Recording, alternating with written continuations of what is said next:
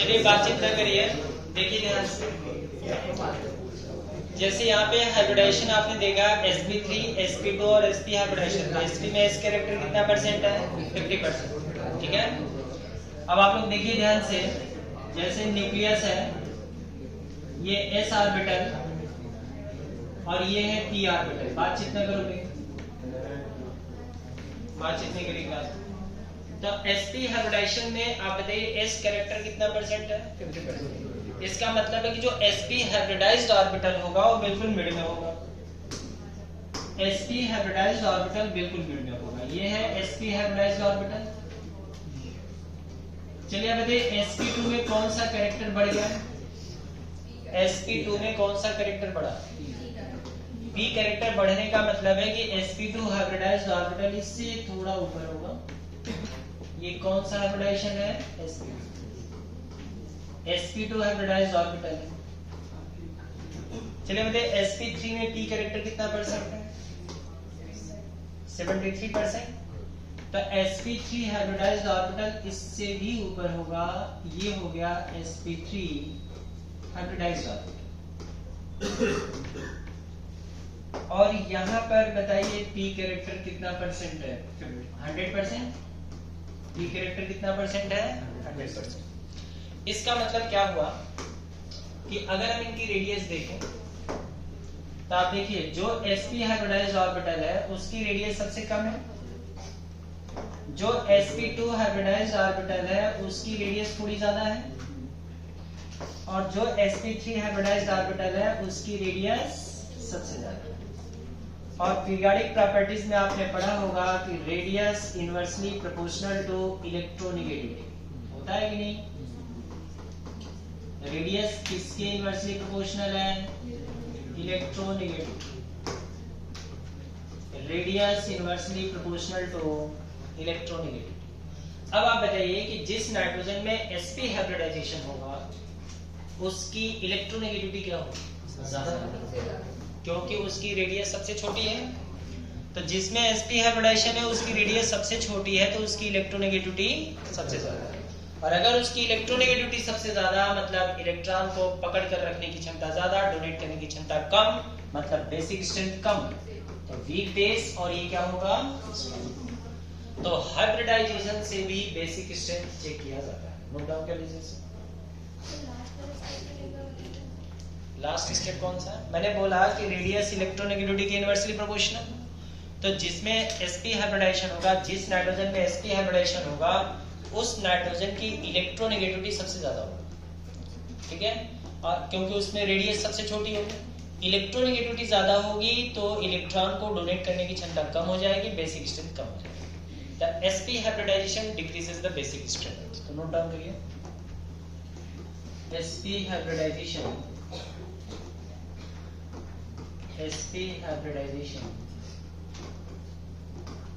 decreases basic strength.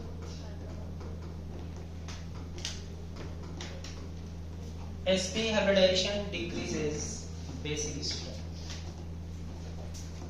sp hybridization decreases basic strength. तो अभी हमने आपको दो फैक्टर्स बताया। पहला बताइए कौन सा बताया? Negative charge. Negative charge increase the basic strength, positive charge decrease the basic strength. Second factor क्या लिखा? sp hybridization decreases the basic strength. Third factor note करिए, स्लाइड में चेंज करूं? नोट कर लिया सबने? देख लीजिए।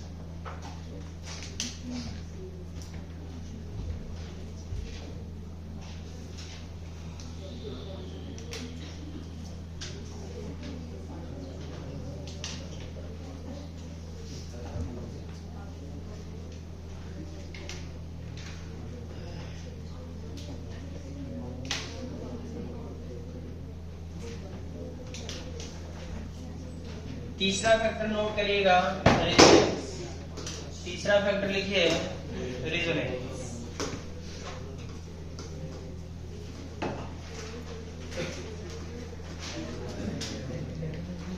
तीसरा फैक्टर नोट करिएगा resonance.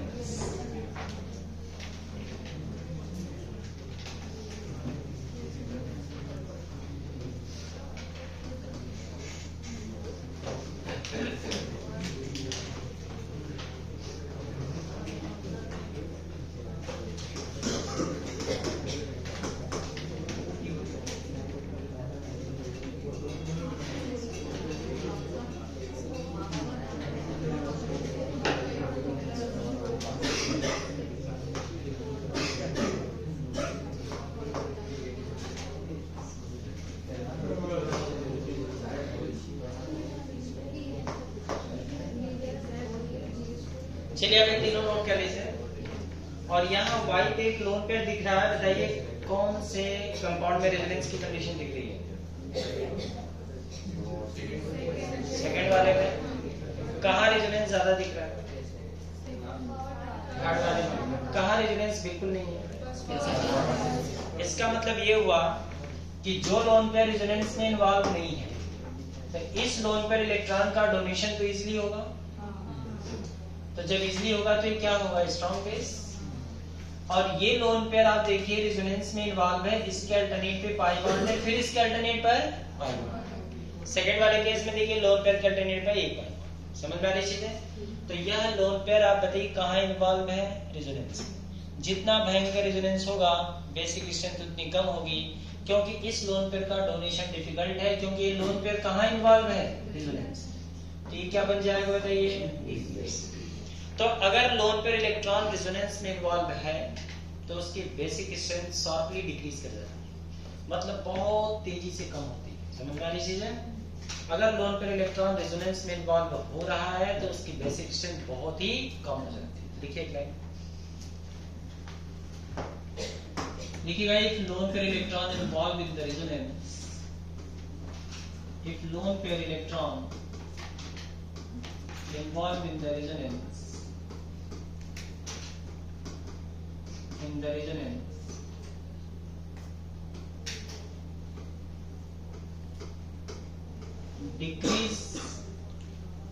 decrease the basic strength,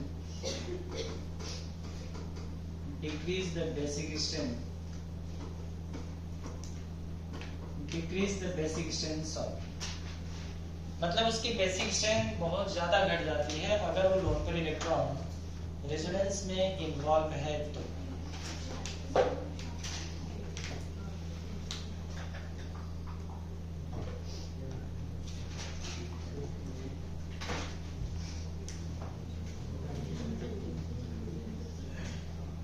आप लोगों ने 3 फैक्टर्स लिखा, बताइए पहला क्या लिखा? Negative charge increase the basic strength. Second factor क्या था? Hybridization, sp hybridization decrease the basic strength. Third factor क्या लिखा? Resonance decrease the basic strength. ठीक है, अब जैसे मैं एक क्वेश्चंस दूं तो HNH2 और CH3NH2, चलिए आप बताइए इसमें एक अमोनिया है, दूसरी क्या है? एमीन्स है, मिथाइल एमीन। अगर इन दोनों में बेसिक स्ट्रेंथ को चेक करें तो आप बताइए CH3 का कैसा इफेक्ट होता है? प्लस आई, जबकि हाइड्रोजन के रिस्पेक्ट में तो देखते ही हैं। तो CH3 का प्लस आई इफेक्ट इसके ऊपर क्या क्रिएट करेगा? नेगेटिव चार्ज क्रिएट किया। इसका मतलब है कि methyl amine is stronger base than ammonia due to negative charge on that. समझ में आ रही चीजें? तो नोट डाउन कर लीजिए। Methyl amine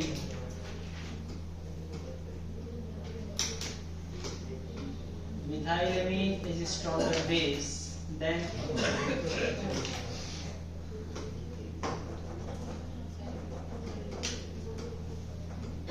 methyl amine is stronger base than ammonia। Methyl amine ammonia से ज्यादा स्ट्रॉन्गर बेस होता है। नोट डाउन कर लीजिए।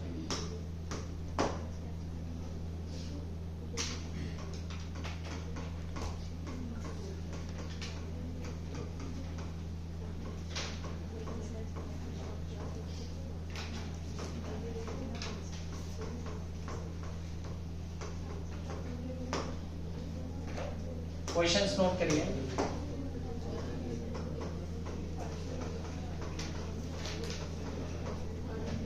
क्वेश्चंस लिखिए।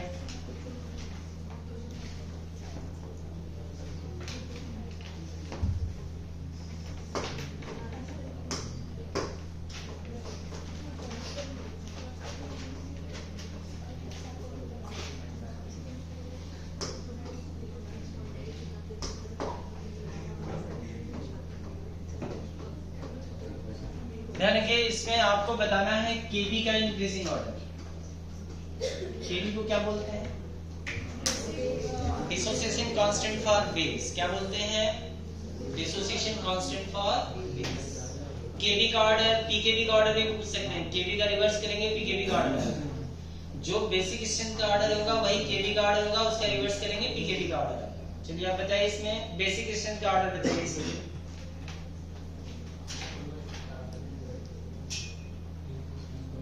बेसिक स्ट्रेंथ का ऑर्डर बताइए।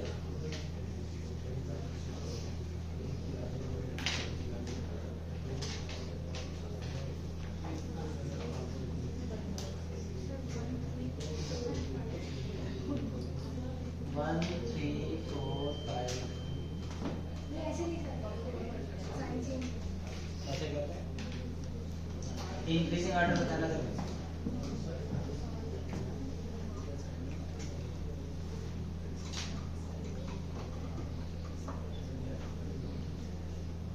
क्या क्या देखना है आपको बताइए। रेजोनेंस और क्या देखना है, हाइब्रिडाइजेशन और क्या देखना है, प्लस माइनस चार्ज।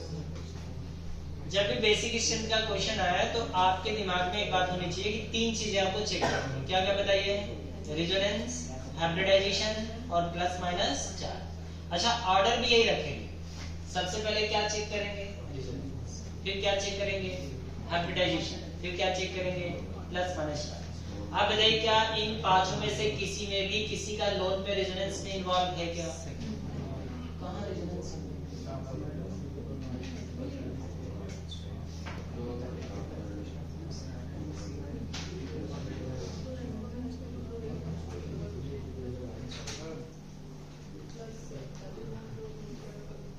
किसी का लोन पे रेजोनेंस में इन्वॉल्व है क्या? नहीं है ना, कहीं रेजोनेंस की कंडीशन ही नहीं है। ये जो Cn है इसको क्या लिखते हैं बताइए? C ट्रिपल बॉन्ड N है, नहीं ये ऐसे लिखते हैं इसको। अरे इसको थोड़ा मिसप्रिंट हुआ, उसको सही कर लीजिए। थर्ड वाले ऑप्शन में Cn लगा दीजिए, NH2 नहीं है Cn।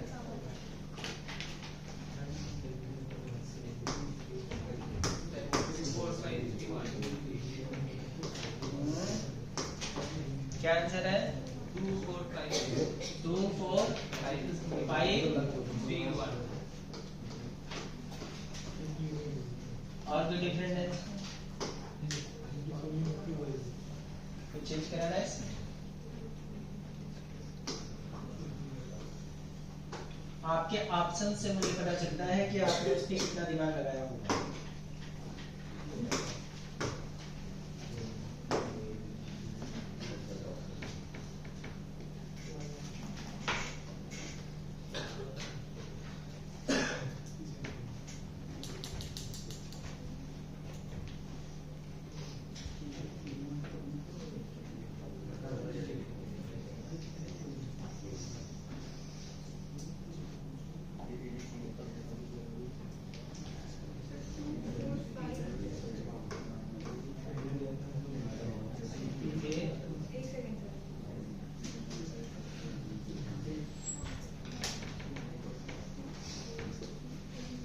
चलिए देखते हैं। सबसे पहले आप क्या करिए, रेजोनेंस चेक कर लीजिए, कहीं रेजोनेंस तो नहीं है। अब हाइब्रिडाइजेशन चेक करिए। अब बताइए इस नाइट्रोजन में कौन सा हाइब्रिडाइजेशन है, sp3। यहाँ कौन सा हाइब्रिडाइजेशन, sp। यहाँ पर बताइए कौन सा है, sp3। यहाँ पर कौन सा है, sp3। यहाँ भी कौन सा है, sp3। sp hybridization decreases the basic strength. Weakest base कौन है इसमें, दूसरा। समझ में आ रही चीज है? अब प्लस माइनस चार्ज चेक कर लेते हैं। देखिए देखिए बोर्ड की तरफ, CH3 का बताइए कैसा इफेक्ट होता है, प्लस है, क्या क्रिएट करेगा, माइनस। यहाँ पर अगर हम देखें तो Cn का कैसा इफेक्ट है, माइनस है। OH का कैसा इफेक्ट है, माइनस है। CH3 का कैसा इफेक्ट है, प्लस। प्लस है, क्या क्रिएट करेगा, माइनस। लेकिन आप बताइए फर्स्ट में और लास्ट में कौन स्ट्रॉन्गर बेस होगा, कहां पे माइनस बड़ा होगा, फर्स्ट में, क्योंकि यहाँ ब्रांचिंग है और यहाँ ब्रांचिंग नहीं है। इसका मतलब ये हुआ कि पहला वाला ज्यादा स्ट्रॉन्गर बेस है अच्छा OH का माइनस आई इफेक्ट तो प्लस क्रिएट करेगा, लेकिन Cl और OH में किसका माइनस आई ज्यादा है? Cl का माइनस आई ज्यादा है। चेक कर लीजिए एक बार। Cl का माइनस आई ज्यादा है तो इसके ऊपर प्लस बड़ा होगा, देखिए। और OH का माइनस आई कम है तो इसके ऊपर प्लस क्या होगा? छोटा। अब प्लस माइनस का खेल है। मैंने आपको भी बताया नाइट्रोजन पे negative charge increase the basic strength, positive charge decrease the basic strength. बताइए कौन स्ट्रॉन्गर बेस है? सबसे स्ट्रॉन्गर बेस कौन है? पहले के बाद बोलिए किसका नंबर है? लास्ट वाले का। लास्ट वाले के बाद ये दोनों ही वीक बेस हैं। दोनों में स्ट्रॉन्गर बेस कौन है? फोर्थ वाला स्ट्रॉन्गर बेस। फोर्थ के बाद फिर 2 3 4 5। ठीक है, ये किसका ऑर्डर हो गया बताइए? केबी का। किसका ऑर्डर है? वन क्वेश्चन मोर।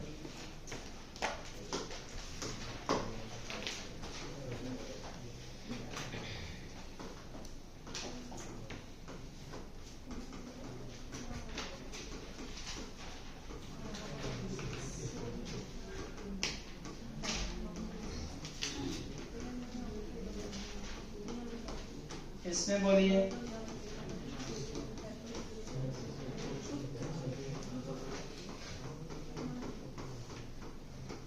बताइए, इसमें बेसिक स्ट्रेंथ का ऑर्डर।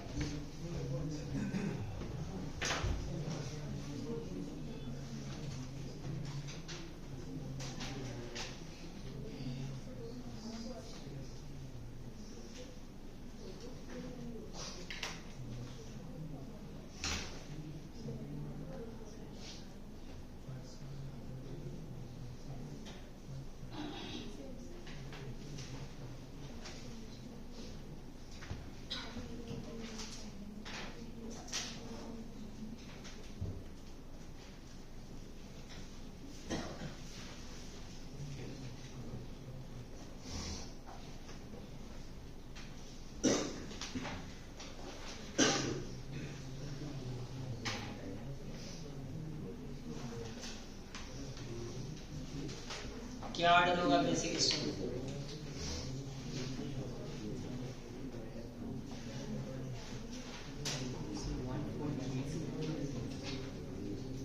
वन 4 3 2। ये ऑर्डर ना।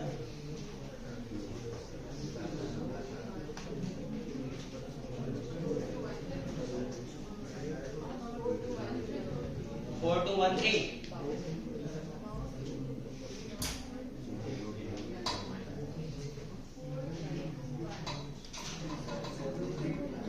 4 3 2 1।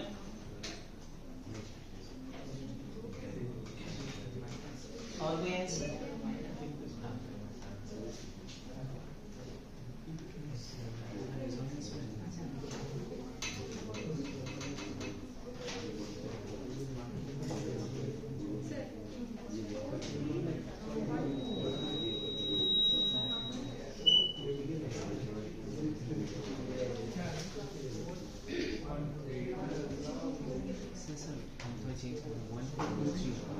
वन 4 2 3।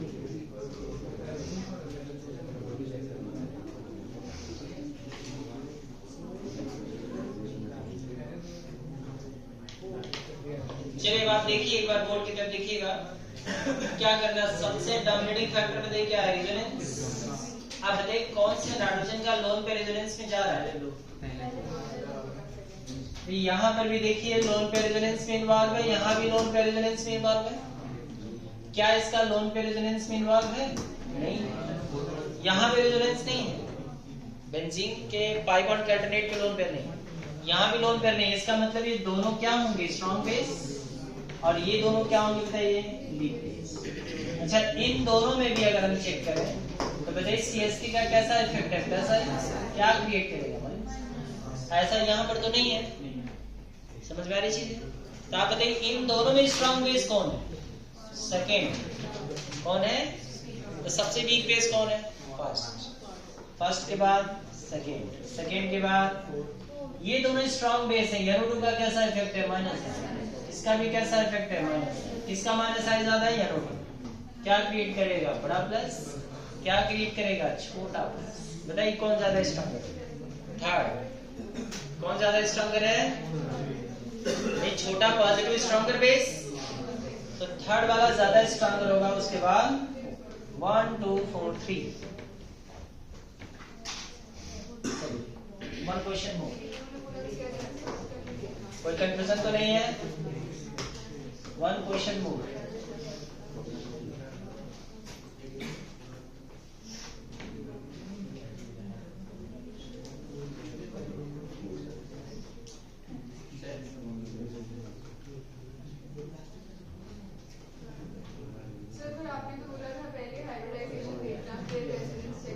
ऐसा मैंने कहा, बोला हमने बोला पहले रेजोनेंस फिर hybridisation.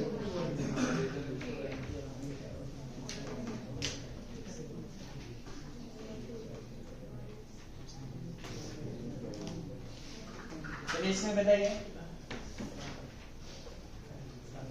Increasing order of basic strength.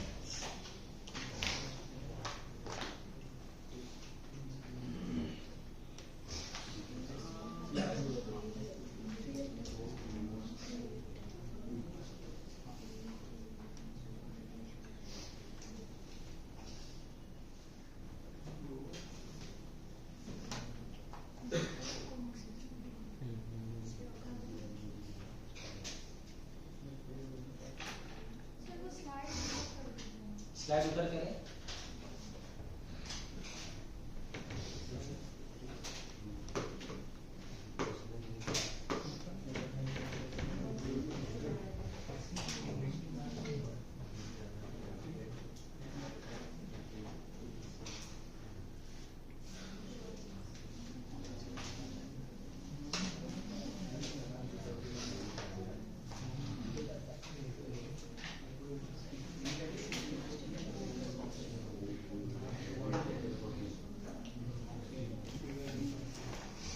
बोलिए बेसिक स्ट्रेंथ पे आ रहे रिंग के अंदर।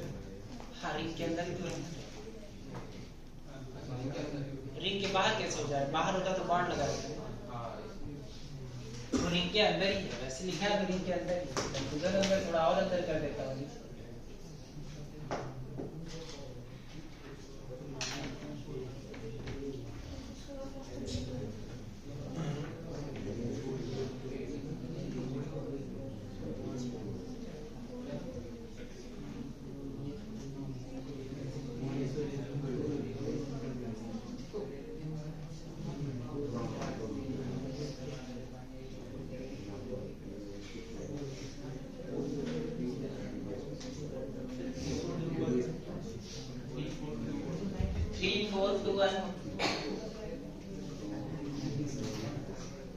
और कोई डिफरेंट आंसर?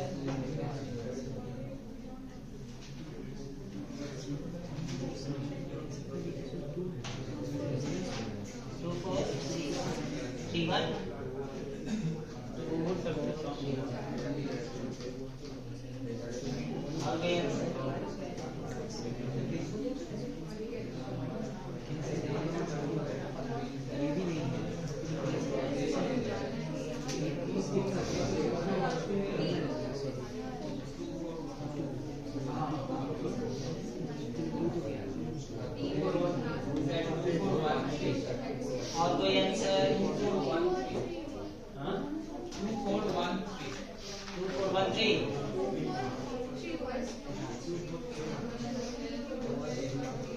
2431 ये वाला आंसर है, ये वाला आंसर है ना आपका? ये आंसर है आपका? क्या आंसर?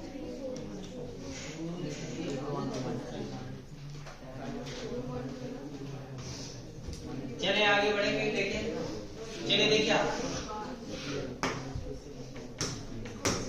क्या करना है। सबसे पहले हम क्या देख रहे हैं? रेजोनेंस। बताइए कौन से नाइट्रोजन का लोन पे रेजोनेंस में इन्वॉल्व है? सेकंड वाला। तो सेकंड वाला रेजोनेंस में इन्वॉल्व है और साथ में एरोमेटिसिटी भी है। तो आप बताइए इन चारों में सबसे वीकेस्ट बेस कौन होगा? रेजोनेंस के बाद बताइए क्या चेक करें? हाइब्रिडाइजेशन। क्या चेक करें?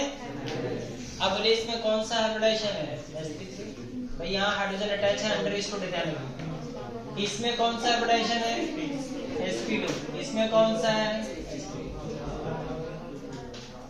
बताइए कौन वीक बेस होगा 4 इन दोनों में चेक करें फर्स्ट और थर्ड में आप देखिए यहाँ पे कोई ऑक्सीजन नहीं यहाँ पे ऑक्सीजन इलेक्ट्रॉन को खींचेगा तो चार्ज कैसा आएगा पॉजिटिव बताइए फर्स्ट में थर्ड में वीक बेस कौन है थर्ड उसके बाद 2 4 3 1 किसने दिया था 2 4 कल इसे आप लोग देख लीजिए मैं स्लाइड चेंज करूं नोट कर लिया ना सबने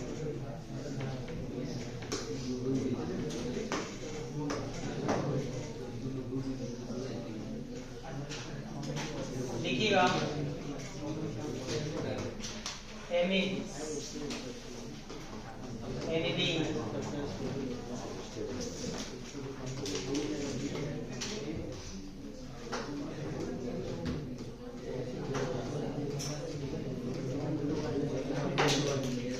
नोट करिए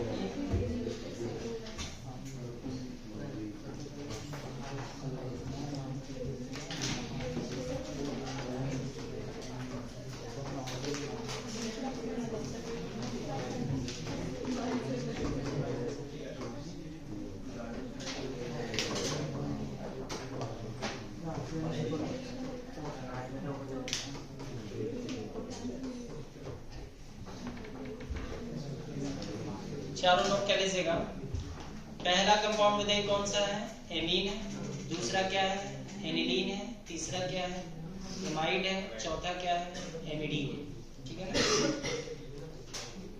ये नोट कर लीजिए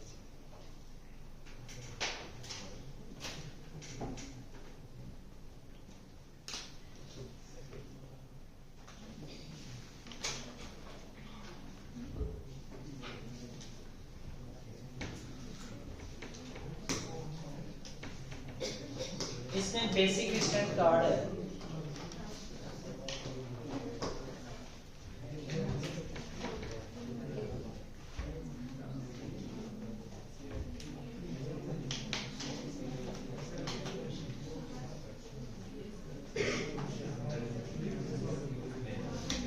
इसमें बेसिक स्ट्रेंथ कार्ड बोलिए आप लोग बताइए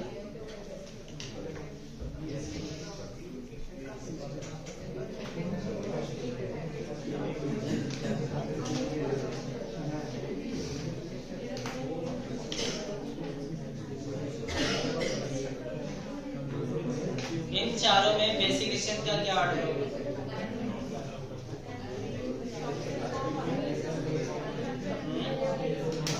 क्या बोलिए पहले वाले का क्या सबसे ज्यादा 2 3 4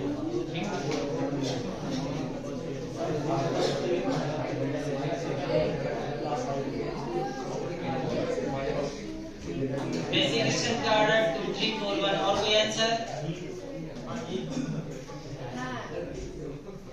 और कोई आंसर ये चेक करो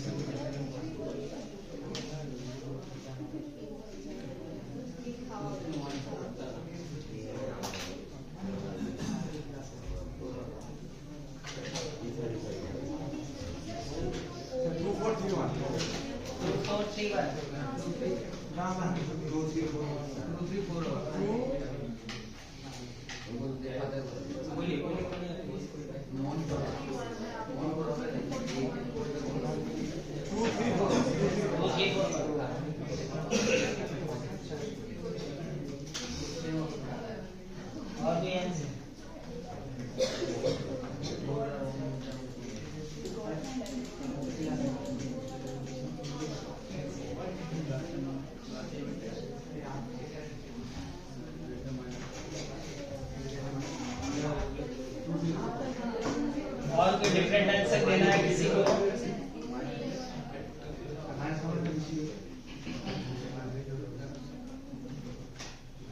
और कोई डिफरेंट आंसर? चलिए देखिए, इसका करेक्ट आंसर पहले मैं लिख देता हूँ।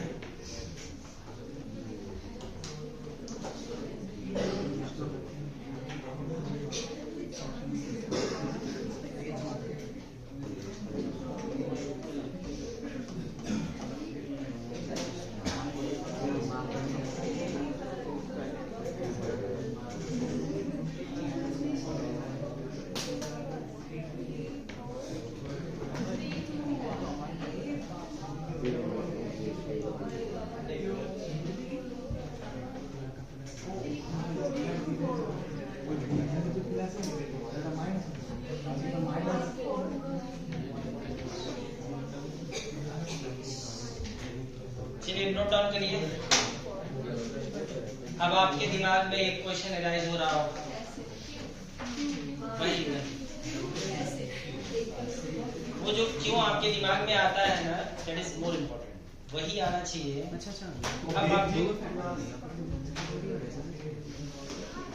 अब आपको यहाँ दिख रहा होगा कि इसका लोअर पैर बताइए कहाँ इन्वॉल्व है? रेजोनेंस। कहाँ इन्वॉल्व है?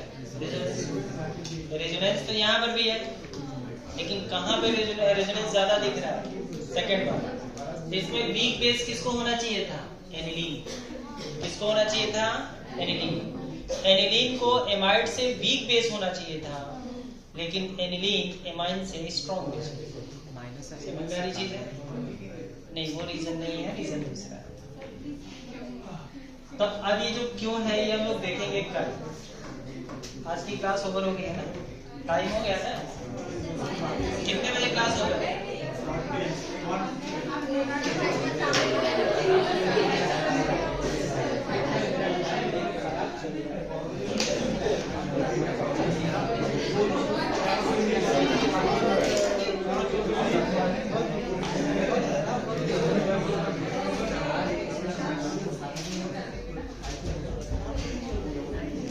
देखिए, बातचीत नहीं करिए। एमाइंस की बेसिक स्ट्रेंथ मैंने आज स्टार्ट किया है, करीब खत्म हो जाएगा, करीब 1 घंटा टाइम लगेगा इसको खत्म होने में। इसमें बहुत सारे क्वेश्चंस और कंडीशन और एक्सेप्शंस भी देखने हैं, तो ये पूरा कंप्लीट होने में आपका 1 घंटे का समय कल लगेगा, ठीक है? तो जीओसी का पार्ट करीब करीब आपका खत्म होने की कंडीशन, ठीक है ना? जीओसी में थोड़ा बहुत अगर कुछ रह जाता है तो आगे चल करके हम लोग देखेंगे मैकेनिज्म, अगर कुछ रह जाएगा, क्योंकि आर्गनिंग जो है आपके इंटरकनेक्टेड है, पूरा अंदर ही अंदर सब एक दूसरे से रिलेटेड है। तो आज की क्लास यहीं तक रहने दें। क्लास ओपन होने का टाइम क्या है? 1:10 है ना? ठीक है, आपकी क्लास ओपन।